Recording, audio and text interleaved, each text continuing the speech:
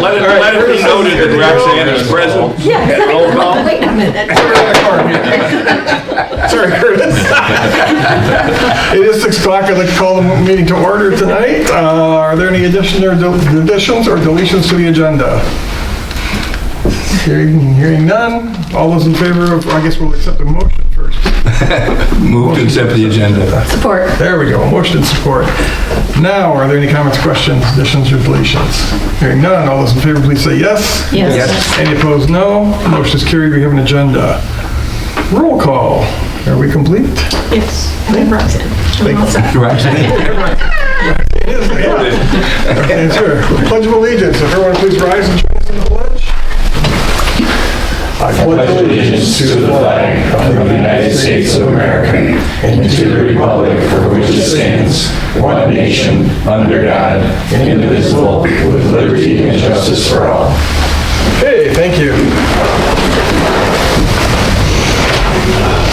Next, we will entertain a motion for the approval of the May 14, 2024 closed session and the May 14, 2024 regular meeting of this board. Your pleasure. So moved.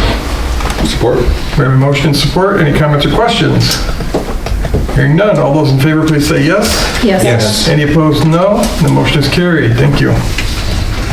Moving on down to hearings, we have to hold a public hearing at 6 p.m. or as soon thereafter as the agenda will allow for the purpose of receiving comments on the proposed 2024 to 2028 Parks and Recreation Master Plan. Your pleasure. Move to open the public hearing. Support. I have a motion and support. Comments, questions? All those in favor, please say yes. Yes. Any opposed, no. The motion is carried and we are in a hearing. Yes, Curtis will be taking care of this. Curtis did our inventory for the parks and such, so he's got the most knowledge on this, so we're gonna let him brief you on that. Right. So we are gonna just hit a couple of quick highlights tonight. This has been out for public viewing for a little over a month, just over a month now. So we've gotten just a couple of kind of minor correction tweaks back so far. So I just wanted to hit a couple of the highlights of the plan. The first 30-something pages is just boilerplate things that need to be in it as part of our plan that we submit to the state as far as being able to be get grants and apply for. So I'm going to kind of skip ahead through most of this and just try to hit again a couple of the major highlights. We did do inventory, as Eric said, of all of the parks, all of the assets in the parks. Went through a detailed listing of that, and then also a listing of what we call the like schools, school playgrounds, and other places that can be used for like public, that are not city parks but can be used for public park use. We want to, let's see, we're gonna get to, yeah, oops. Yes, this is incredibly touchy. So, description of the planning process, I wanted to kind of start here. We did do a survey. If people remember back, I believe it was in the summer, last summer, we also held a couple of open houses to get the community input in it, and we got about 200 responses to that back last summer. So a really good response rate, I felt like for the plan, and thanks to the Gratiot RESD who helped actually put our online survey together. The top comments from the plan that you can see, and it's kind of hard to read on the screen from this from the chart here though, the top comments that we got as far as what people would like to see in the parks is upgrading existing park structures, upgrading the supporting facilities, improving the baseball and softball fields, and encouraging park programming. So those were the 4 most noted responses from our survey.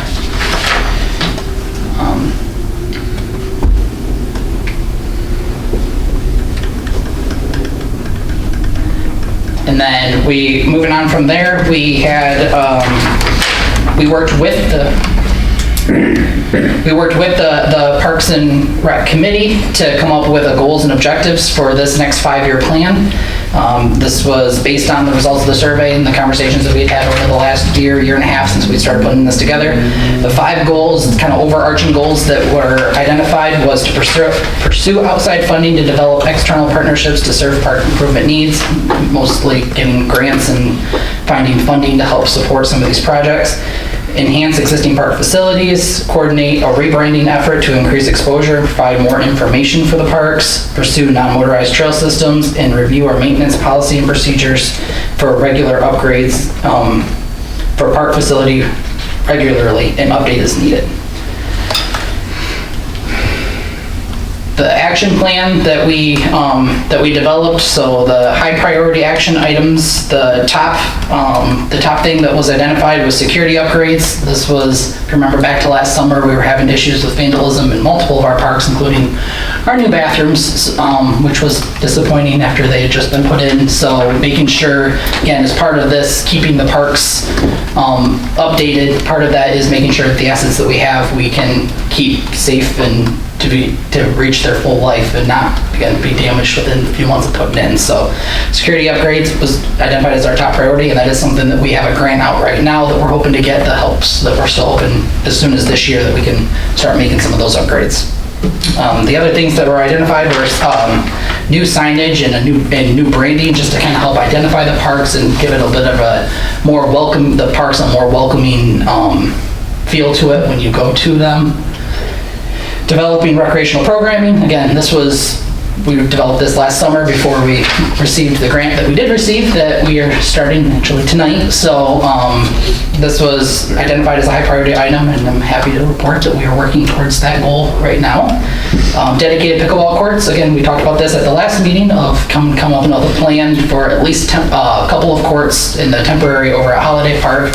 And then we're also looking for future places that we could possibly put them, again, depending on funding and stuff and other options. But that was another thing that was very apparent in our surveys, and with talking to people at our open houses, is something that was very much desired, as well as the creation of a dog park. And then the other big things were the improvements to Euclid ball fields and the Washington softball field. Again, we talked about that.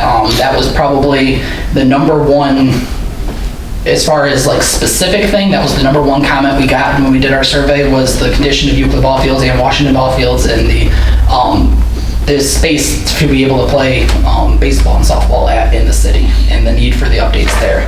And then the last item there is the extension of the Riverwalk east towards St. Louis. That's part of our long-term plan.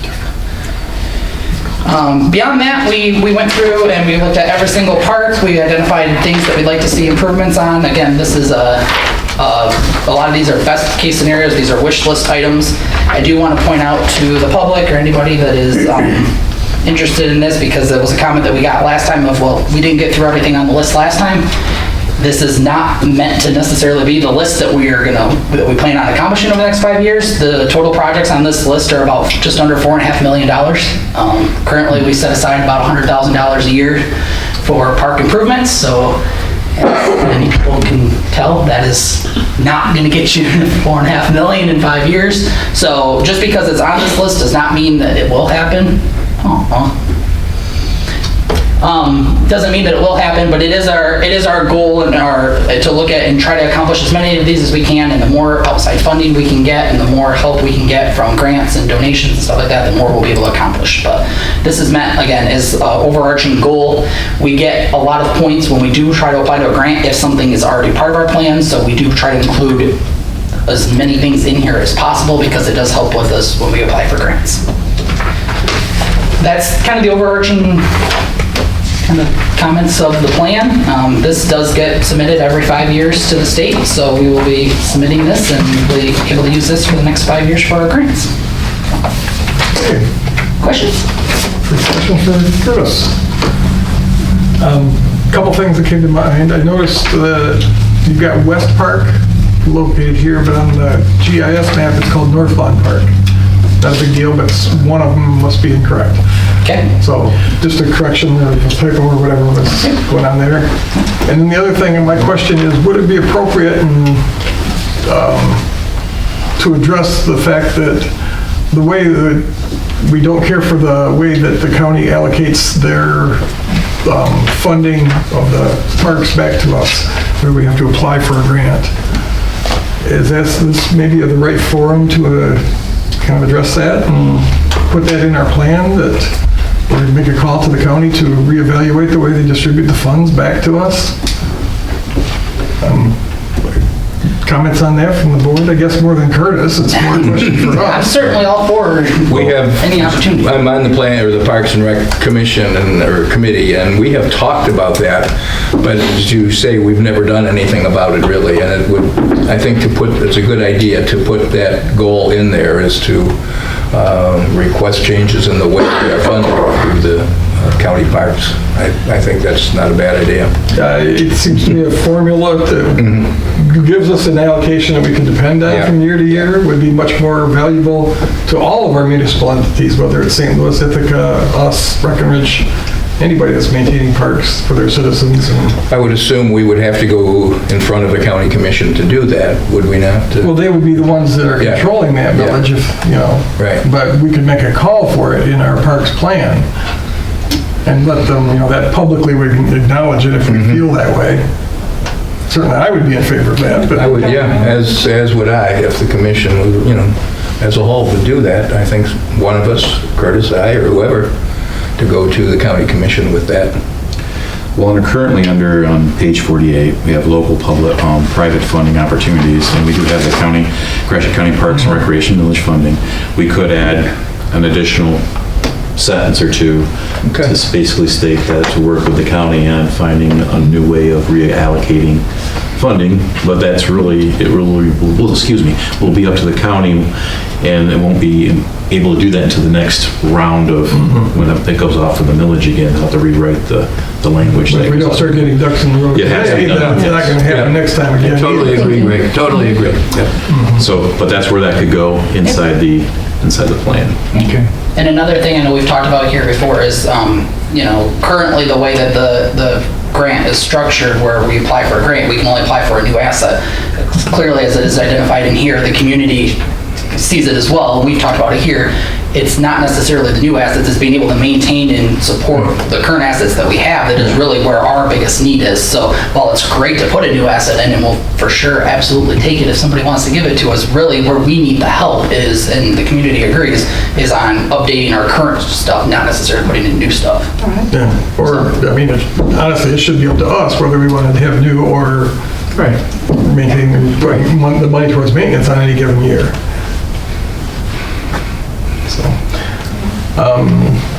So I guess has everybody agreed to, I don't know, do we need a motion to include? Or is it? I will make that motion. I think when you make your motion to approve the plan for your resolution, which should be part of the resolution, Sarah? Yes, I don't think it'd be appropriate to do it in the middle of a public hearing. Yeah. Yep, Okay. there we go. And so when you make the resolution. Okay, good, when we get to, all right, A comment calling for correct. more dependable allocation of county funding. And we've got, that's coming up at the next meeting or so, isn't it, to actually do the allocation? I mean, to actually, The resolution. the The resolution. resolution's in this meeting. Is it in this Yeah, meeting? it's, Okay, yeah, it is. yep, it's the Okay. third one. Okay. Yeah, okay. Okay, any other comments for Curtis? Other than that, it's a good plan. Thanks for you and everybody that worked with you, Roger, and everybody that's on the team. Good team. Nice plan. Yeah. Okay, Thank you. Are there any members of the public that have comments or questions about the plan? I got one. Sir, would you please go to the podium, state your name and address? Whoever you may be, sir. Yes, stranger.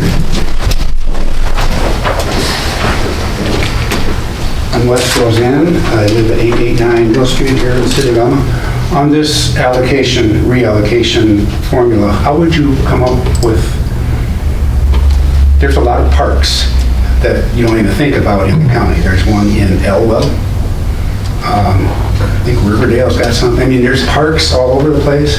Now, if you just said we want dependable funding, it's got to be a criteria based upon population or something. And I would propose population myself, yes, that would be probably my Because preferred method. I could see certain people just saying, well, there's money out there, we'll just take it and we'll bank it and we'll... Well, and that's, quite frankly, that's the way it's going now. It's just more like whoever has the best favor of the county commission gets the most money. And I don't think that's really fair to the population as a whole. It's not, it doesn't lead to an equitable distribution, as we've seen from the county commission Right. over and over again. You would not do well in Isabella County with a tribal allocation of their per capita. And We're not so blessed to have a tribal allocation. Right. because that goes, that's literally what you're talking about. It's Well, the difference is the tribal allocation comes from the tribe's funds. This is our own money that they're theoretically giving back to us, but we have to beg for it, and Well- we have to do it on their terms. Tribal stuff is in lieu of taxes. I mean, Well, so, that's a deal worked out with the state, but yeah, okay, that's, this is directly the money that we've sent to the county that they're sending back based on criteria that I think is unfair.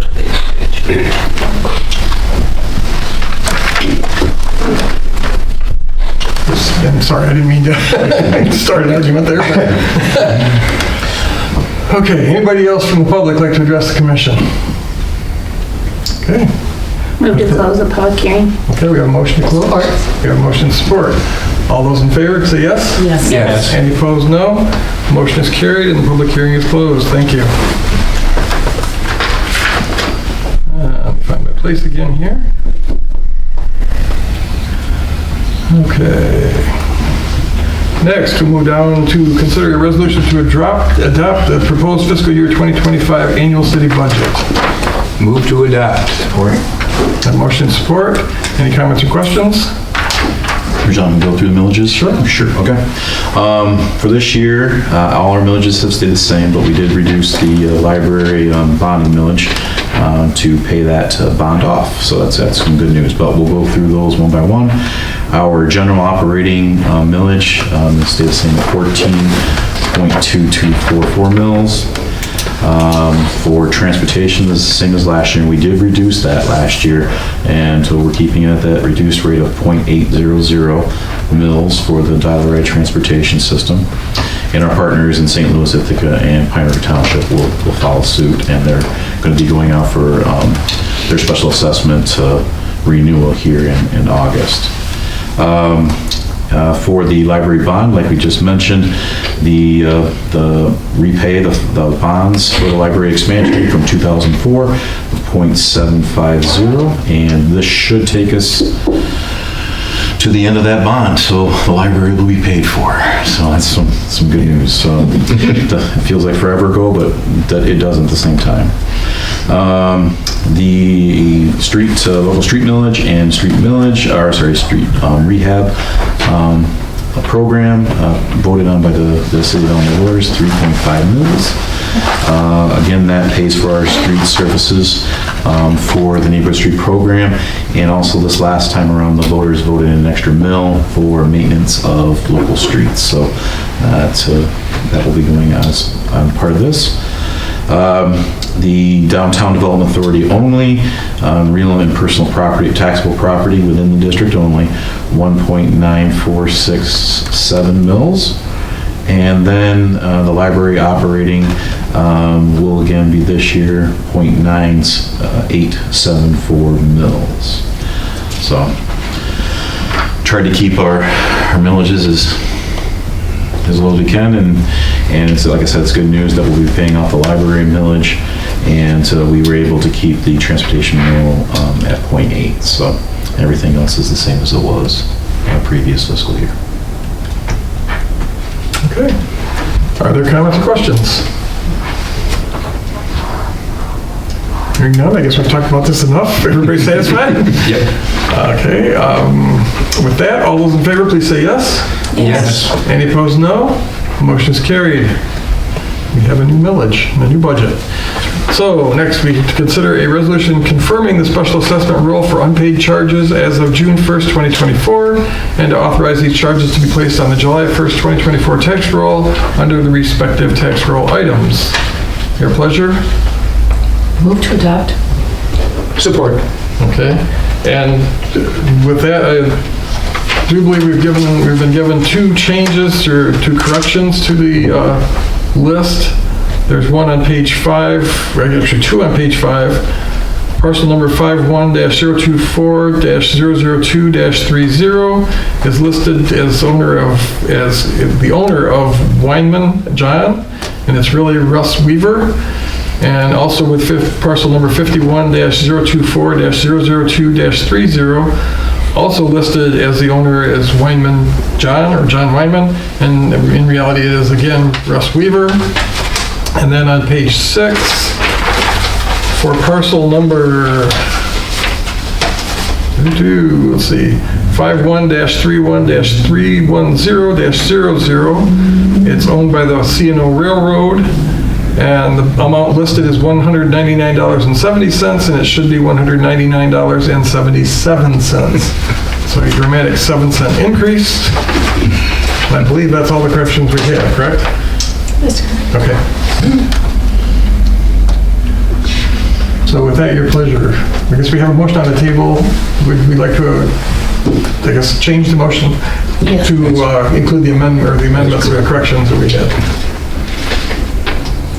Did I make the motion? I think you did. I thought I didn't support. I did make the motion, but I would love to make those. Okay, who supported? Who supported? Roger. Wrote down. Roger? Yeah. I do. Okay. And I now pronounce it no. Any comments or questions? So that brings our, that'll bring us up to total charges for utility accounts, which is water, sewer, not paying trash, or the recycling, rental license fees, the blight fines for the year that haven't been paid yet, noxious weed that have not been paid. We had one miscellaneous enforcement, which was boarding up a house, frozen meters, sidewalk replacements, sanitary sewer leads from the Neighborhood Street Program that haven't been paid at this point. So with the 7-cent difference, it's $85,373.45 that will be rolled onto the tax roll if you approve this resolution. It's substantial when you look at the total. When you look at 125 here, but that's. But when you look at the overall, it's not too bad for getting the funds in. I mean, it really isn't. Once you start breaking it down, it's not too bad, but it is, it's good enough. More comments or questions? One thing did occur to me. It looks like our rental program delinquency is getting to be a rather substantial list. Is there a late fine on that? Not at this moment, we do not have that, but this is the first time that our ordinance, we changed that just recently, so we can roll these on, so hopefully that will change some of this behavior, but we can look into that and see if we can. Yeah, maybe we'd like to go on, just to give a little more incentive to pay it up front and not make it all this extra work for everybody. Okay, any more comments? I believe we have a motion on the table. All those in favor, please say yes. Yes. Any opposed, no. The motion is carried or added to the tax roll. Thank you. Okay, let's see. Next up is to consider a resolution to adopt proposed 2024-28 Parks and Recreation Master Plan. Move to adopt. Support. We adopt, did you have any qualifications? After we adopt it, don't we have to do that and then we'll... Well, you can adopt it with the modifications that we Okay. spoke of earlier if you prefer. Yeah, let's just do it that way. Yes. On the Change that. qualifications Yeah. question. That's all. I don't have the wording on it is the problem. Move to adopt with the extra wording in for us going to the county. That works for me. All right. So I would say, to us going with looking to working with the county on possible future reallocations of recreation and millage. What he said, that's my motion. That way it leaves it open to sit down with the county park board and walk through this, because it's not just going to affect us, it'd be everywhere across it. And like mentioned in public comment, there is some smaller jurisdictions that have some parks and stuff too, so this would just affect us.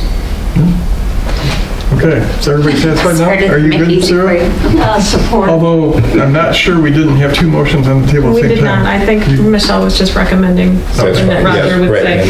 And I agree. I apologize, I misunderstood what was going on there then.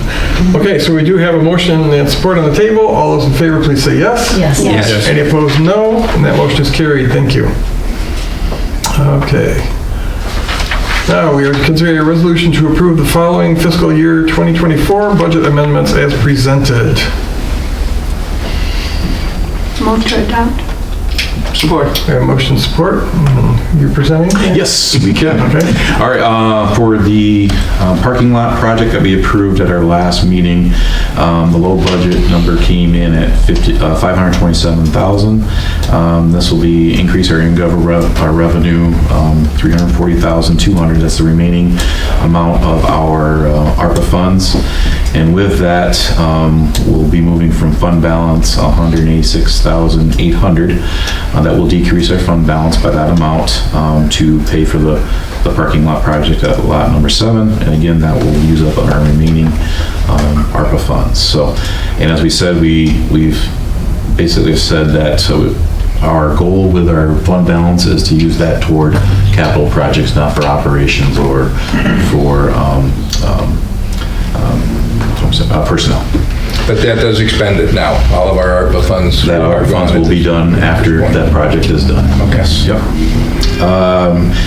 To increase the buildings and grounds expenditure budget by 114 and decrease our economic development expenditure budget by 114 for the reconstruction of our fire approach and staircase that was approved on November 28th, the 23 commission meeting.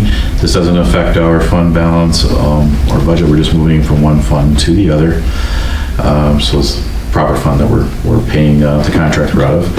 And lastly, to increase our recreation fund expenditure budget by $50,000 and increase the intergovernmental revenue at $50,000 for expenditures related to our community center grant. This is what we anticipate to spend with our employee and the items we buy and for any of the activities that we're paying for as part of the recreational program. And that's it for this meeting. Okay, questions? Of course, I have one. So the building and grounds expenditure budget increasing $114,000, and we're decreasing the economic development expenditure budget. So what activities were going to take place in the economic development expenditure budget that we're not going to do? We were those got in there as parking lots, and we looked at this out here as a parking lot, and that's where that got put into. So we're just going to move it to the buildings and grounds department, where we probably should have put that originally. It was originally designated for that, but it was just classified as the wrong. Yes, I put it in the wrong spot. Just matter correcting that. Yeah. Okay, just wanted to clarify what was happening with it and what wasn't, so. That's exactly. Anybody else have questions? Hearing none, all those in favor, please say yes. Yes. Any opposed, no. The motion is carried. Looks like we've moved some money then. Thank you. Back to my place. Okay. Next, agreements. Consideration of a resolution approving revision 1 to MDOT, the MDOT project authorization 2020-0005/P2 fiscal year 2021, section 5339, buses and bus facilities competitive program agreement to provide additional funds to the Alma Transit for their building expansion. Also to authorize the mayor and clerk to execute the agreement on behalf of the city of Alma. Your pleasure. Move to approve. Support. No motion support. More bus background? Yes, we are finally here.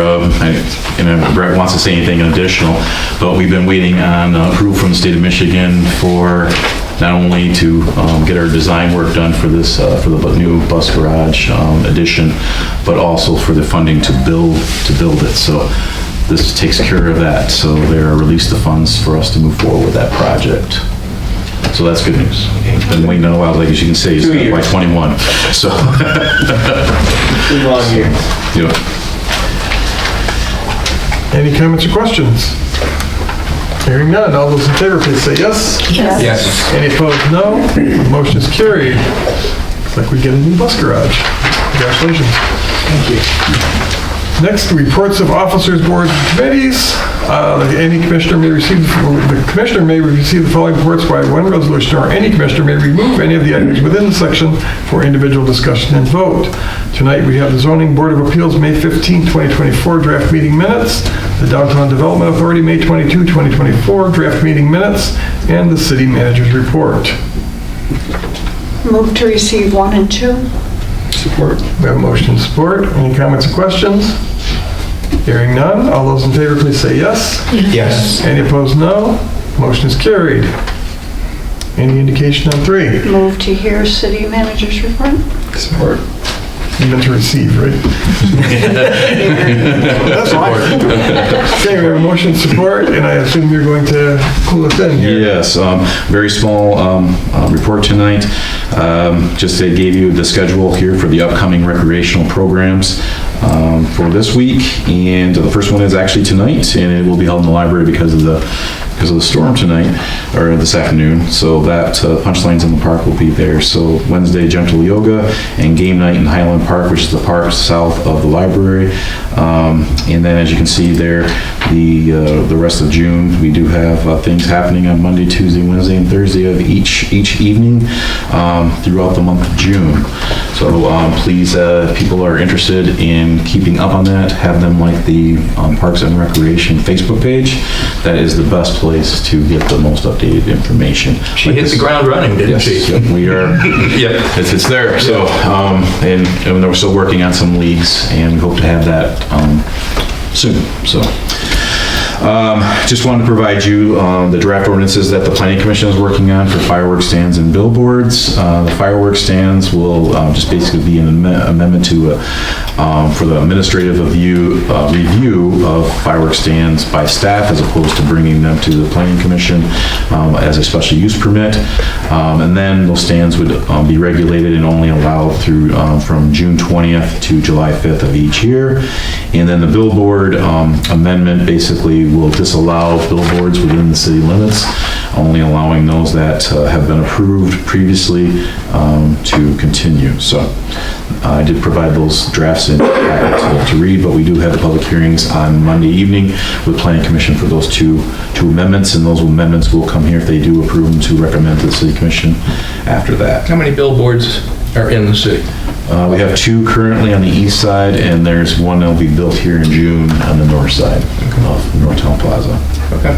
Or, I'm sorry, it'll be next to the Domino's Pizza, heading up toward Northtown Plaza. This kind of came about fairly quickly. This was when I was going on vacation. Alma College did purchase some additional land north of the parcels that we just brought in as part of the 425 agreement, approximately 0.11 acres. Speaking with the township, we just figured it's best to get that underway and bring that in. Why it's still fresh in everybody's mind. Instead of 20 years ago, someone's said, well, what happened to this parcel? The attorney will have the resolutions available for us for our next meeting here and for the township's meeting in June as well. So we can get those approved and then send it on to the state to bring that piece of land into the city as part of the 425. Washington Street sewer replacement progress. The closure for setting the manhole and the connection for the sewer line began today. We're anticipating everything should be closed up and done by June 10th. Knock on wood. We're hoping it's going to have been sooner than that, but that's the attempt just to be safe.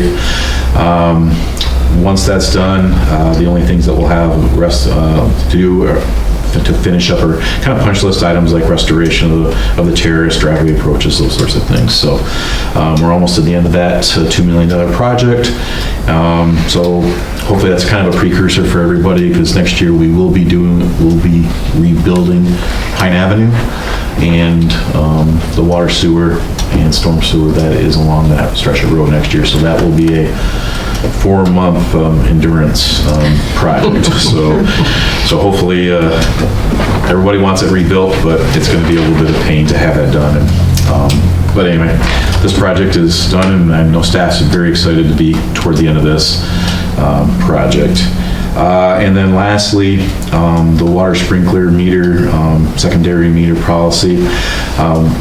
We have an internal procedure that we followed over the years, but nothing that's ever been written down. We had a written policy for it. We did provide inside the newsletter, and we don't need an answer tonight. Just want to provide that to you, get some feedback from you where we should go with that. Currently, there's about 110 secondary meters, meaning that say you're residential, you have a meters separate for sprinkling, and then say you're a commercial business, you have ones could be for not just sprinkling, but for a chiller or a boiler, or for fire suppression, you may have a second one that's just you'll have that just as part of the functioning of the systems.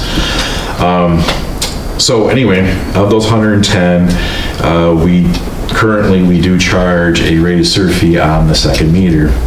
And what we're proposing in that draft that's in your packet, it's kind of on the honor system, especially on the residential side, for folks to call us and say, hey, I'd like it turned on. Say it's April, May. And then they call us in the fall to shut it off.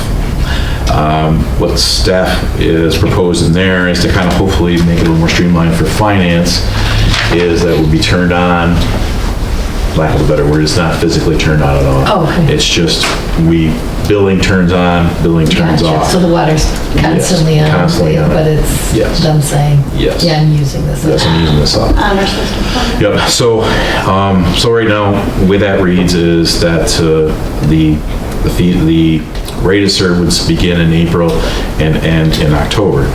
Now, that's just something that the staff, put out there. That's not necessarily, it has to be that way. It could be something smaller. It could start in May or, end in September instead of October.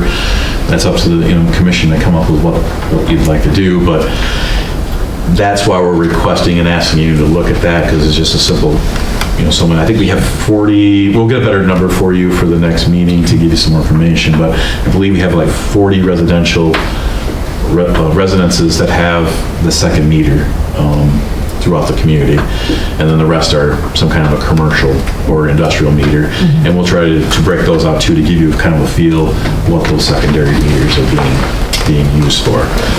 But that's the reason why we're kind of looking at that time period of turning them on and off without having someone call in. Because sometimes it's not us trying to do anything malicious, it's they forget to call, either turn it on or even just turn it off in the fall when they head south or something like that.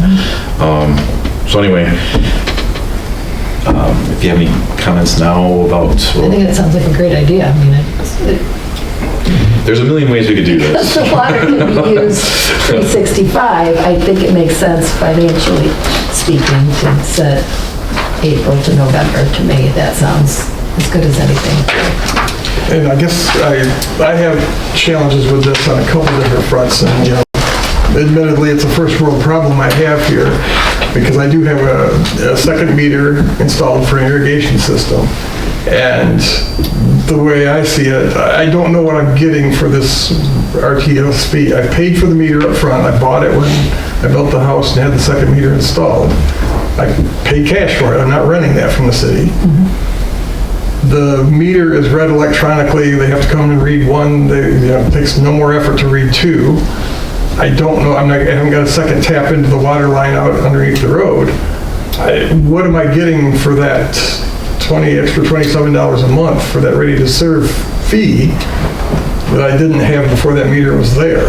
I mean, there's just no benefit coming to me as an individual, other than the fact that now I don't have to pay for the sewer rate for the water I'm using to irrigate my lawn that is not going to go back to the sewage plant.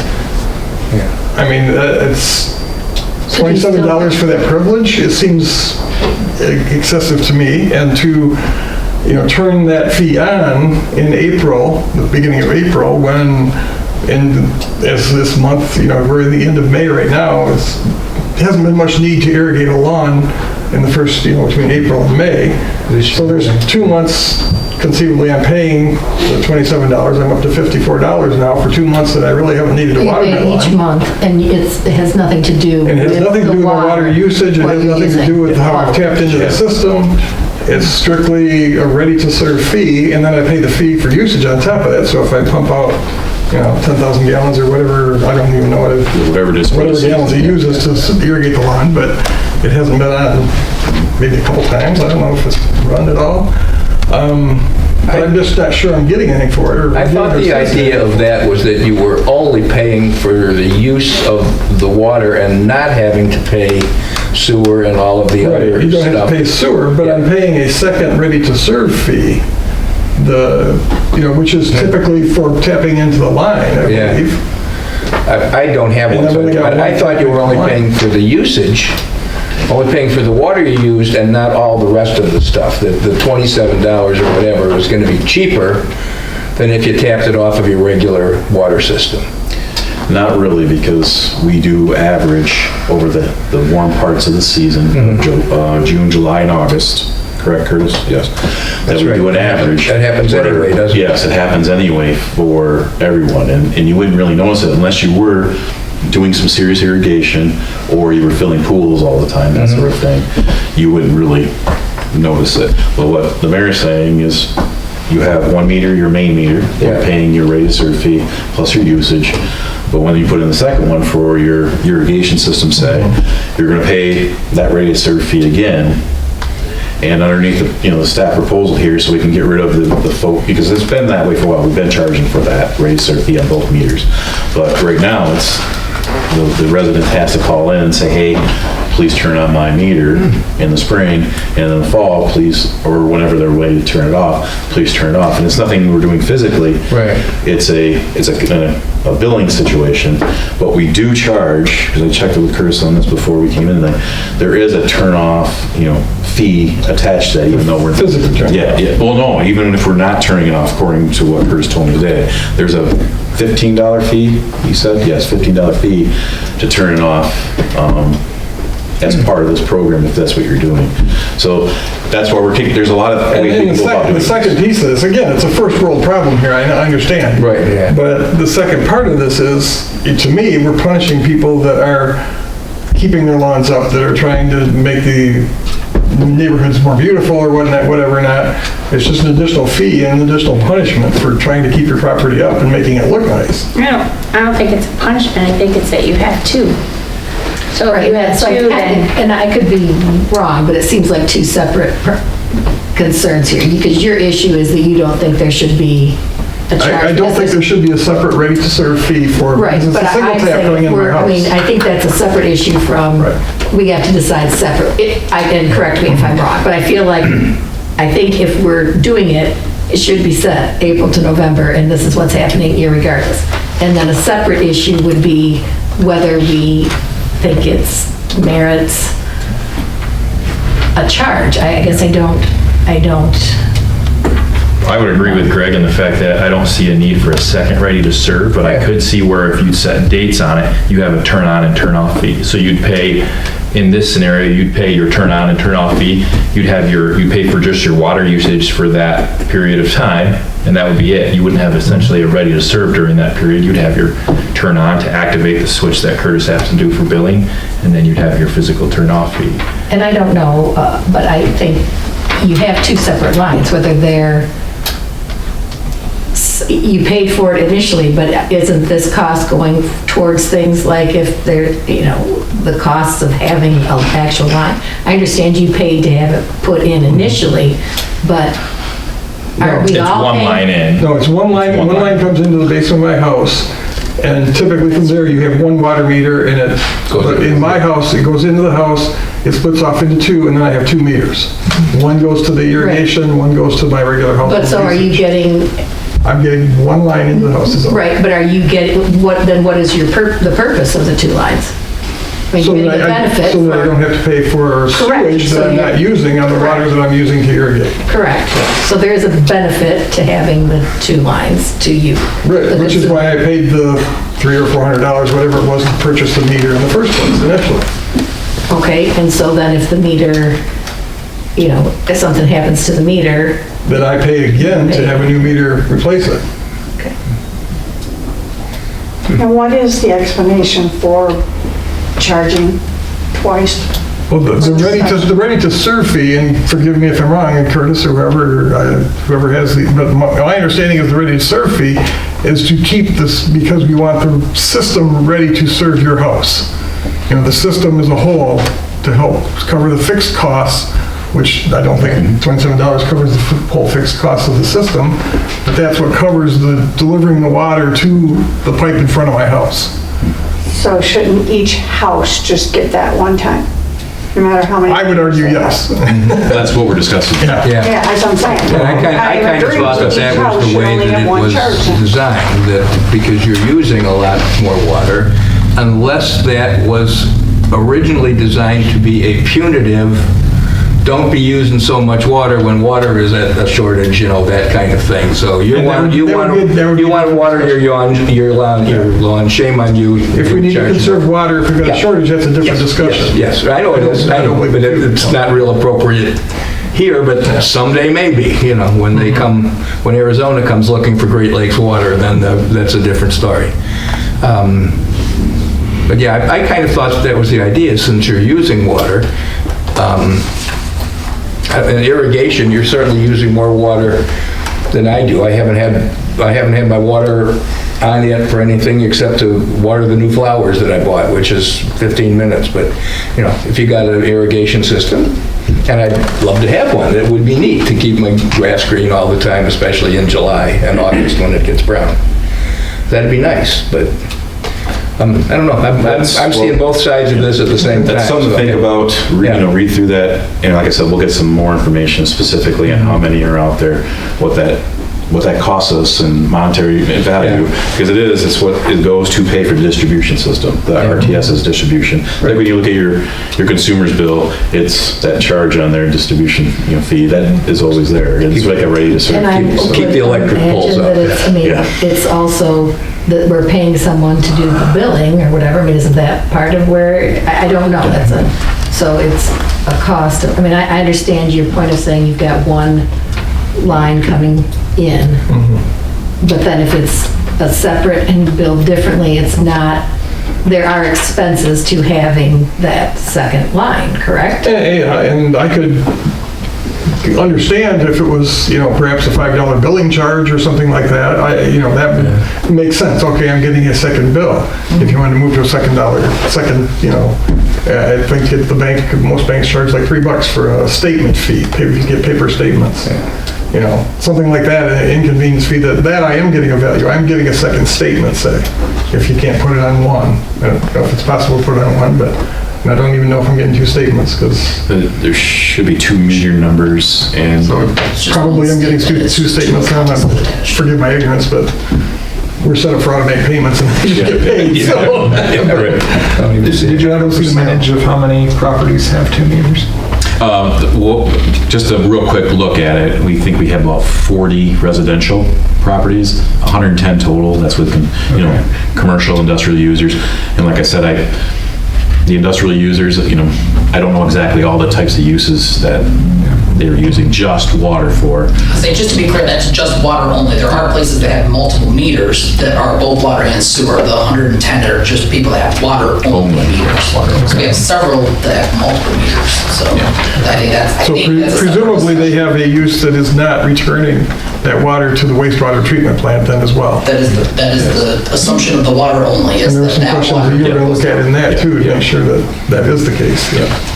And of those residents, how many of those 40 are single water line in, multi-meters? Are there any with 2 water lines in? Someone that decided, hey, I want 2 separate lines in for whatever reason? I believe Doug told me there's like half a dozen of those. Really? The majority of them are a single line. There's like a half a dozen to a dozen that actually do have a separate line. Because I could see where those would have a separate ready to serve. Exactly. Paying for a separate line, a separate tax. One coming in doesn't make sense. And then it'd also be nice to know what the financials were behind that, so if we were to remove a ready to serve and maybe to add a fee, a turn on and turn off fee, what's like your break even to offset the cost of the billing cycles and things like that we would have to accommodate. We can look at that. And like I said, that's why I bring it to you, it's not an easy answer, because not every community does it the same way. It's different either way, so, but anyway, we need to figure it out and have a policy, so when we're treating everybody the same, and we're charging, then the fees and the charges are the same, so we're not, and we don't want to miss anything either. That's why we're looking at, does it make sense to just have a date it turns on and a date it turns off, so we just don't miss something. I think that makes sense. So anyway, but that's all part of this overall discussion, so. Okay. Thank you. And that's it, Greg. Okay. Any more comments or questions on the city manager's report this evening? Hearing none. All those in favor of receiving that report, please say yes. Yes. Any opposed, no. Motion is carried and the report is received. Thank you. Moving down to appointments, we are to consider the resolution to reappoint Nina Guerrero and David Justin to Elma's Zoning Board of Appeals for 3-year terms, which will end on May 1st, 2027. Presumably, they have agreed to said appointment. Move to adopt. Support. Okay, a motion and support. Comments or questions? All those in favor of appointing Nina Guerrero and David Justin to the Zoning Board of Appeals for 3-year terms with our gratitude, please say yes. Yes. Any opposed, no. Motion is carried. Next, we are to consider a resolution to make the following trustee appointments to the Police and Fire Benefit Fund for 3-year terms, beginning May 1st, 2024. And in this case, it is Tad Godfrey, Garth Anderson, and James Wheeler. Move to adopt. Support. Okay, we have motion support. Comments or questions? Hearing none, all those in favor, please say yes. Yes. And that kind of out of order here, but just a question does come to mind. I don't recall the last time we saw any kind of report come from this fund. Oh, okay. Well, we'll get some for you next Might be month. appropriate to put that into our annual process someplace. That We'll do that. I don't know if anybody here has any idea what kind of money we're talking about in there, and perhaps even the whole point of the fund and what it's supposed to accomplish, and is it doing what we need it to do? Maybe time to review that, so. We'll bring that next month. Okay, thank you. Yeah, good idea. Moving to new business, we'd like to consider a resolution recognizing Door of Hope, Elma, Michigan. I What's don't know that? that you ever called for a vote. Oh, I'm sorry, didn't I? He I thought we did- voted- he we called voted for a before I vote, but made he my didn't say any comment. name. I don't think so. You called for a vote, but I don't think Okay. anybody voted. They didn't, okay. Ignored you. All right, well, that was not I'd like to first. make that official. Okay, so all those in favor, please say yes. Yes. Any opposed, no? Okay, that is passed then. Thank you. So much. No, my apologies, I thought we had the vote. Now, we can consider a resolution recognizing Door of Hope Elma, Michigan, Door of Hope Elma, Michigan as a nonprofit organization operating in the Elma community for their purpose of obtaining a charitable gaming license for a raffle. Move to adopt. Support. Got a motion support. Any comments? No, they said, I think they're holding a raffle to raise some monies for their funds for veterans, and they just need us as the commission, the elected body, to say yes, they are in our community, and they're doing this charitable thing. So we don't control the nonprofit status. That's the federal government, and they provided the nonprofit status, and we put that in their packet. So we don't see any reason not to approve the resolution. Okay, any other comments or questions? Hearing none, all those in favor, please say yes. Yes. Any opposed, say no. Motion is carried.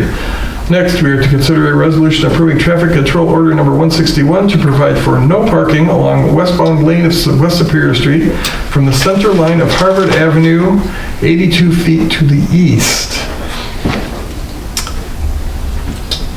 Move to adopt.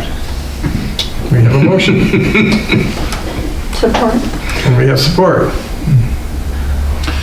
Background. Yeah, well, we were asked to come out and take a look at this intersection. I went out with the Public Services Director, we took a look at it. This parking along West Superior Street was put in as part of the grant we received from the state of Michigan to put all the lights in, the crosswalks, and add that parking. Because at the time, the college had removed some of their public parking right there in front of Tyler Van Duzen, and originally they were looking to remove all that parking there and then move the parking lot back toward the art building. But that did not come to fruition. But the parking was requested as much as we could put in there.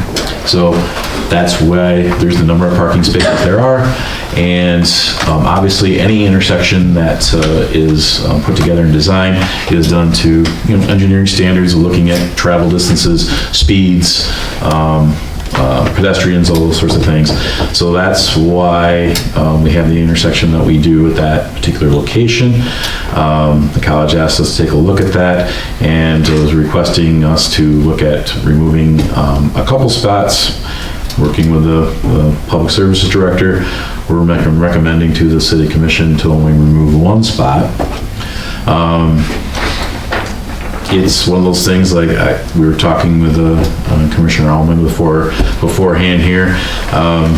This is something that was designed out, everybody looked at and agreed to, and I think some of the issue is that we do have Harvard just opened up again, and people aren't used to, that quite yet, because typically you get some complaints on changes in streets, be it, one way to two way for a couple, 3 years after something, but once people get used to something, it's just their day to day and it's accepted. But after looking at it and just saying, okay, we'll bring this to commission, and we'll look at removing that one spot there, and signage will have to be put in there, and markings there, and the college will pay for those items. And hopefully that'll decrease the number of accidents that are there. It's the idea. for the speeds, like I said, speeds. No, I know it pedestrian was sight distance. allowed. I mean, it's legally, within the standards. Yeah. But when you add, perhaps, not to besmirch college students, but when you add college students or young drivers, and, I mean, it was almost, I think I was still working there when it went in, and it was almost immediate that people, they just come flying out of there. I mean, off of Harvard onto Superior, and so. Well, like I said, we have, I won't go down that path because it's just not worth it. No, but I don't think it's, I mean, I understand it's losing one parking spot, but I think the potential, perhaps some help for people to be able to see better going around that corner would be good. Other comments or questions? And I guess I see it a different way.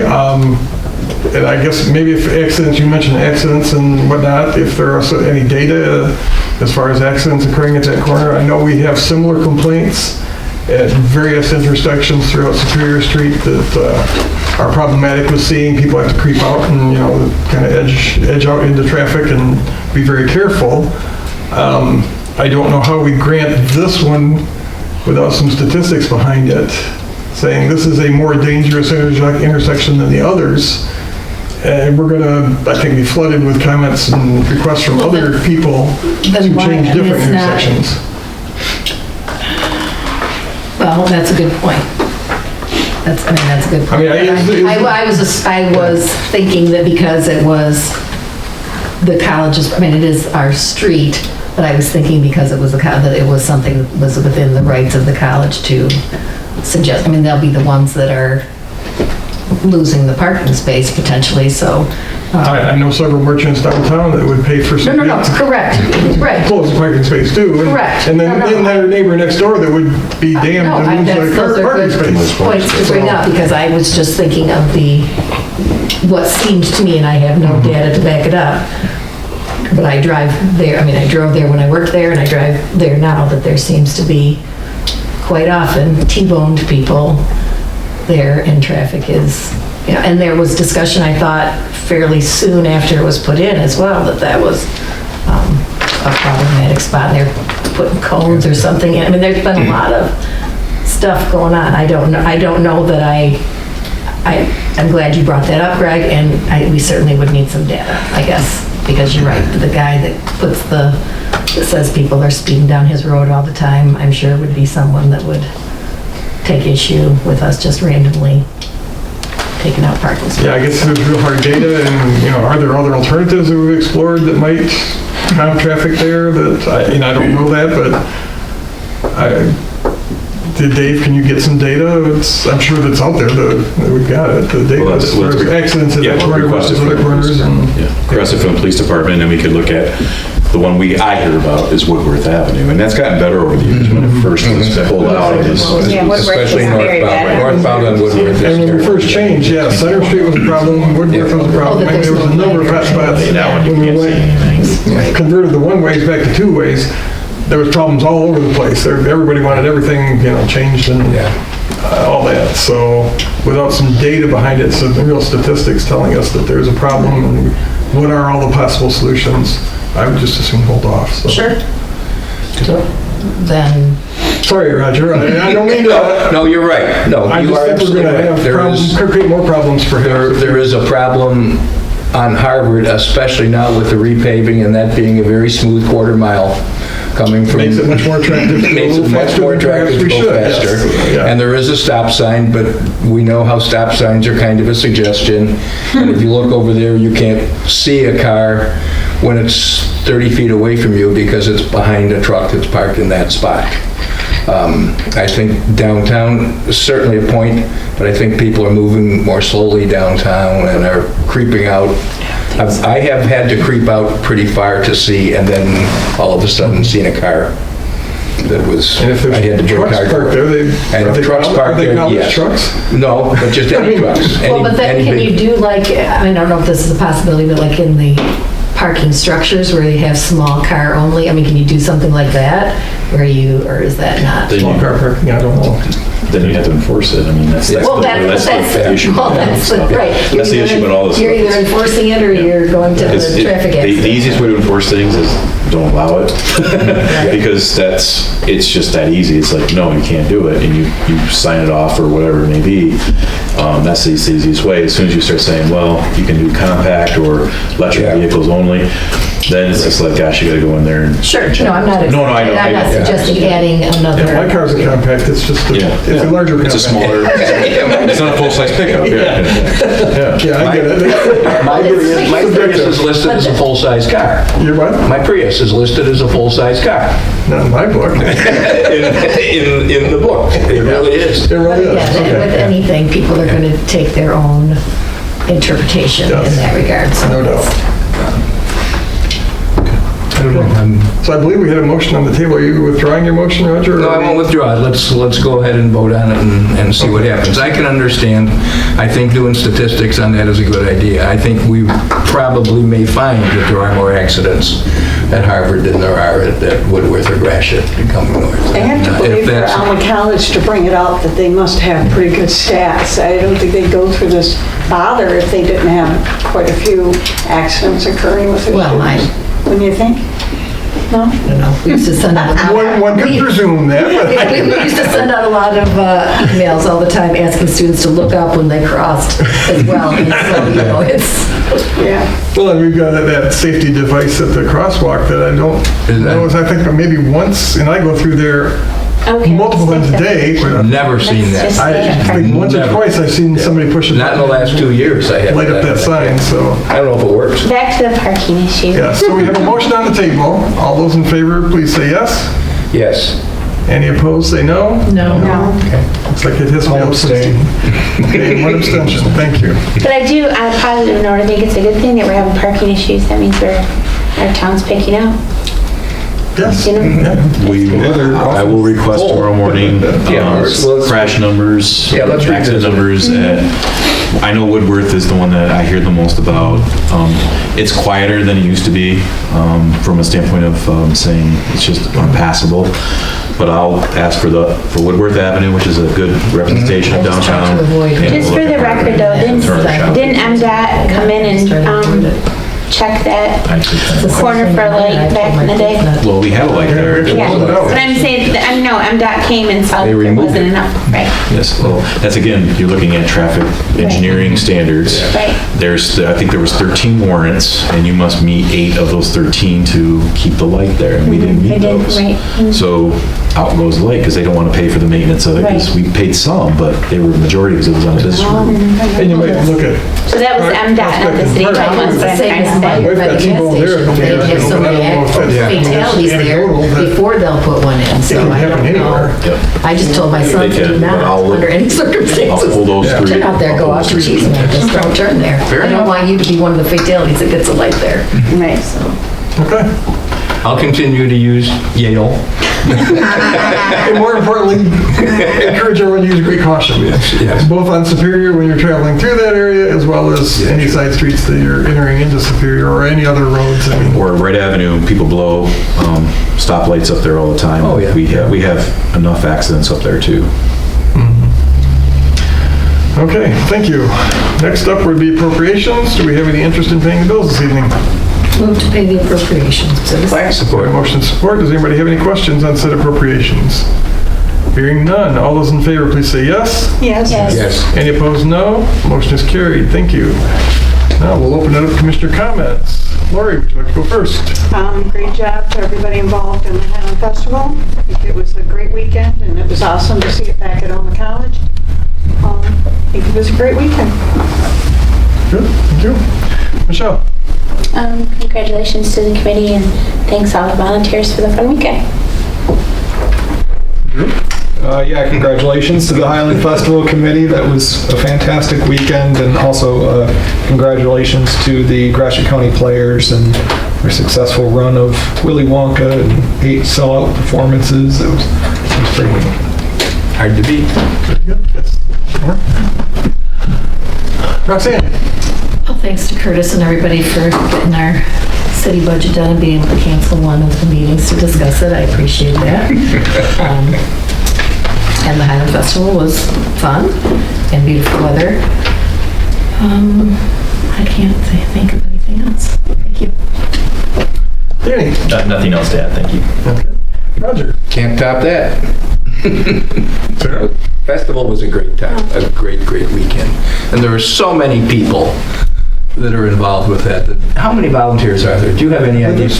4. The whole thing being done by 4 people. Hundreds. Literally hundreds. Every time you turn around, there's somebody who's ready to help you with stuff. And not just on that weekend, I mean, it's all year long for a number of people that are attending meetings and putting things together and making calls and the list just goes on. It is a great asset to the city. No doubt. Great asset to the city. My apologies, Sarah. I'm good. Okay. I just echo some comments about festival and that's it. And I would echo the comments, congratulations Curtis on the budget again, great job. The audit, everything's been going smooth, we're very much appreciative of that, as well as the whole staff of the city. Congratulations to Dial Right on getting their 2-year-old money. The festival committee and all the volunteers, just some of those people, you witness them, they come in, on Wednesday night, they start working, setting up fences, and the effort that goes into it, and they're sweating and running until Sunday night. It's just amazing to watch these people, the dedication and the joy it brings to all the crowds. I've heard so many good comments about being back at the college and whatnot, so yeah, it was a fun time for everybody, I think. A couple of the athletes that did very well. Athletes, yes. We had a couple world records. World records, yes. A friend of mine, Sarah Blevin, set another world record in the Highland Games. And I forget what event it was, even though I apologize, but... Cam Newkirk, a couple of... Cam. Yeah, really good. Yeah, it was a very exciting festival, and I think the dancers love being back outside. The new configuration across campus, I think, worked out real well. So very appreciative of the partnership with Elma College as well to, have a facility like that, and they open it up to the community to use to bring in our guests is pretty amazing.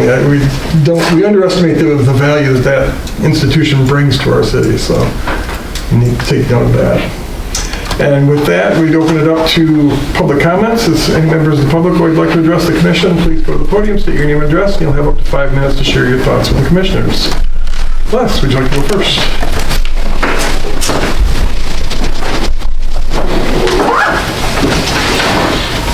It's ironic that you have all of, Les Roseanne, I live at 889 Mill Street here in the city. It's ironic that you would bring up this parking thing, because I have a Chevy Impala, which fortunately we leave in Gulf Shores. My little Hyundai Tucson I thought was a higher profile vehicle until I came out of one of those side streets after the play performance. This all seemed to start with the bump outs that were, and I don't think there's parking spaces down there that are painted, are there? I don't believe painted. No, they're not. So what happens is you have people in Chevy Impalas pulling up to the intersection, and there is a huge truck, which I don't know what the sales of trucks and high-profile vehicles are now, but they seem to be outselling Impalas.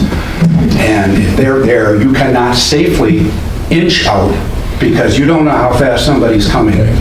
And you're in, if there's going to be an accident, guess who's going to be at fault? It's the person that's inching out because they can't see beyond the truck. Perhaps, like they used to do when they had parking meters, each spot was identified. And now you have people sneaking in. I think the statute says 30 feet from the intersection. You cannot park within 30 feet of that intersection. And I know they're right up against where that bump out is, because it's not defined as a parking spot or a non-parking spot. It's just there. And if they can fit in, that's where they're going to park. So I think maybe you should look at that, maybe painting parking spaces. And then what you're doing over on Harvard could possibly be done in other places and just put up a sign and pavement marking that no parking. Yeah, it's unsafe. I mean, and if I was in the Impala, I would have to get Carol out of the car to say, get me out. I mean, because I didn't realize it was that small of a car until we got a bigger higher profile. Okay, a couple other things real quick. I came back, I bicycled around a lot, and I noticed that two of the abandoned buildings, housing, that had been brought up here, there seems to be work moving forward. Two of them have been demolished. I don't know if the city had anything to do with that, but one is on Moyer Street. That was brought up here several years ago, and just 100 block of Moyer. And then there was a house over next to Wassenauer's, the parking lot next to Wassenauer's. There was a house there that was falling apart. I think people are still living in it, but I see that's gone now too. And then there's one up on, and I don't know what the street is on because there are a number of street signs also missing on streets. But it was brought up here before we left, north of the main drag, few blocks. And there is something from the county now posted on there as an uninhabitable structure. So I'm assuming that's moving to some sort of resolution. And I think it's important that we continue that because the interest public interest that came about once the Wright mansion was purchased seemed to reflect that people want to have a nice looking community. They don't want abandoned homes, they don't want junkyards, they don't want blah, blah, blah. Obviously expensive, and you have to pick and choose your battles. But I did take some pictures here. It's a house over on Linwood, just north of Rosedale Street. It's on the east side of the street. The house itself is hard to see because it's in an island of trees that have grown up. It looks like it's been abandoned for years and years and years. And I did take pictures. I just would like to have somebody take a look at that. If it's not on the radar, it should be. There's a fence that goes around this falling apart. It's a huge lot. But I even did a satellite view, and you can't hardly see the house from that. But and I apologize to the printer. It hadn't been used much all winter, so it's not quite easy to clean. We'll pass that on to code enforcement. I suspect it's on their radar. I know they've got a rather Herculean task there that they're working on a number of properties. And some of them, I was surprised to see some of them that just like, it's gone. I believe we have had some success. Yes, that's good. Okay, thank you. Good, thank you. Anybody else care to address the commission? I did forget, before we adjourn, I guess the brewing company did send us a notice. There is a Dallas to the Rescue Music Review going to take place at the Elma Brewing Company on Saturday, June 1st, 2024. The show starts at 9 p.m., so they just asked that we announce that here and spread the word for that to help out Dallas to the Rescue. So, one more opportunity, the members of the public, anybody? If none, we entertain a motion to adjourn this evening. So moved. Support. We have a motion support. Last chance for comments or questions. All those in favor, please say yes. Yes. Any opposed, no. Motion is carried. Thank you very much. Have a great evening, everyone. Thank you.